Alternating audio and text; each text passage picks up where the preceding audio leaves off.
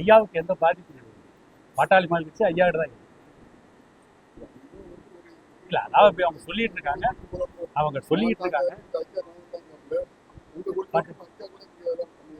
பாட்டாளி மக்கள் கட்சி ஐயாவோட தான் இருக்கு.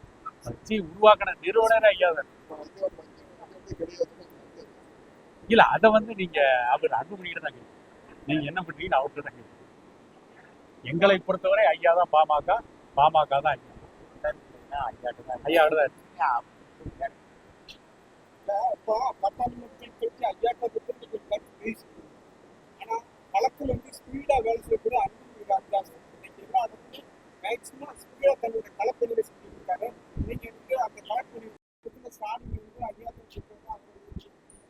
எப்படி பாத்தீங்க? ஏங்க, மான் வேகமா ஓடும், ஆனா சிங்கம் எப்படி மான் அடிக்குது? களத்தில் வேகமா ஓடுறதுனால அவங்க தான் அப்படின்றத தீர்மானிக்க முடியாது. தேர்தல் கூட்டணி, அதில் ஐயா எடுக்கின்ற முடிவு, இவையெல்லாம் நிச்சயமா பாட்டாளி முயற்சி ஐயாவுக்கு வெற்றியை தேடிப்போம்.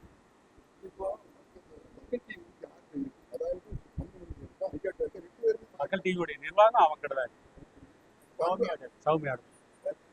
சௌமியாடு தான் மக்கள் டிவியுடைய நிர்வாகம். இல்ல அது உங்களுக்கு எல்லா தொலைக்காட்சியிலுமே எல்லாருடைய செய்தி வரதான் செய்து, ஒரு சில செய்தி முன்னிலைப்படுத்துவாங்க, ஒரு சில செய்தி முன்னிலைப்படுத்த மாட்டாங்க. ஆகவே அதை ஒரு பெரிய விஷயமா நம்ம எடுத்துக்கணும்.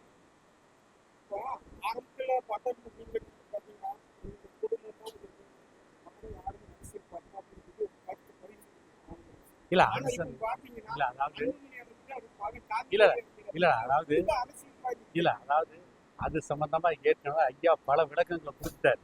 அதனால அதுக்கு இப்ப நாமளும் விளக்கம் கொடுத்துருக்க வேண்டியது. ஏன்னா ஏற்கனவே பல விளக்கங்கள் ஐயா கொடுத்துட்டாரு. ஐயா கொடுத்த விளக்கங்கள் நீங்க பாருங்க, உங்களுக்கு தெளிவு கிடைக்கும். அரசியல்ல அப்பப்ப சில நேரத்துல பாதைகள் மாறும், ஆனா இலக்கு ஒன்னாதான் இருக்கும்.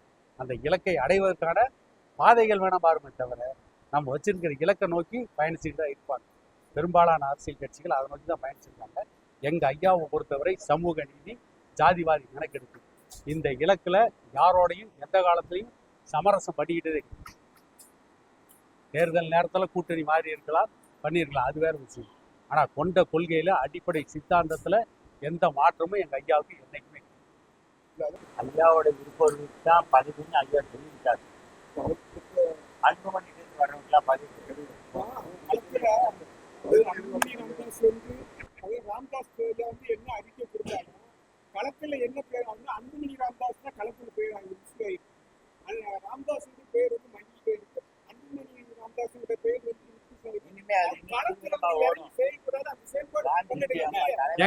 அதாவது இல்ல, நான் கேக்குறேன், திமுக ஆரம்பிச்சு எத்தனை வருஷம் ஆகுது? அண்ணா திமுக ஆரம்பிச்சு எத்தனை வருஷம் ஆகுது? நடிகர் விஜயகாந்தோடைய கட்சி ஆரம்பிச்சு எத்தனை வருஷம் ஆகுது? இன்னைக்கு எல்லாத்தையும் விட நெருங்கி விஜய் எக்ஸ்போஸ் பண்ணிட்டு இருக்காங்க. அதனால நீங்க விஜய் தான் அடுத்த முதலமைச்சர் ஏத்துப்பீங்களா? இல்ல நான் கேட்டது சொல்லுங்க. அதனால அவங்க விளம்பரம், அவங்களுடைய பிரச்சாரம், அதை அவங்க ஒரு பக்கம் பண்ணிட்டு இருக்காங்க, நாங்க பண்ணிட்டு இருக்கோம். எங்க ஐயாவை பொறுத்த வரைக்கும் ஏற்கனவே கூட்டணின்னு சொல்லிட்டாரு, வெற்றி பெற கூட்டணி அமைப்போன்னு சொல்லிட்டாரு. நிச்சயமா அடுத்த தேர்தலில் வெற்றி பெறக்கூடிய கூட்டணியில பாமக இருக்கும். பாமக இருக்க கூட்டணி வெற்றி பெறும். நிச்சயமா அடுத்த தேர்தல் தமிழகத்துக்கு ஒரு பிரகாசமான எதிர்காலமா இருக்கும்.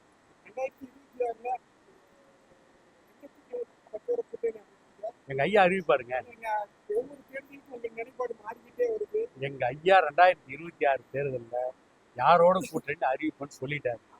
அவர் அறிவிக்கிறதுக்கான அத்தனை உரிமையும் பொதுக்குழு, செயற்குழு, நிர்வாக குழு, எல்லா குழுவும் ஐயாவுக்கு அந்த பொறுப்பை கொடுத்துட்டாங்க.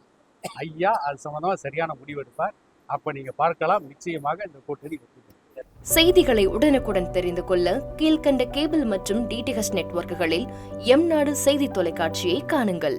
பாதகம் செய்பவரை கண்டால் நாம் பயம் கொள்ளலாகாது பாப்பா. மோதி மிதித்து விடு பாப்பா, அவர் முகத்தில் உமிழ்ந்து விடு பாப்பா. அண்மை செய்திகளை உடனுக்குடன் தெரிந்து கொள்ள இணைந்திருங்கள் எம்நாடு தொலைக்காட்சியுடன்.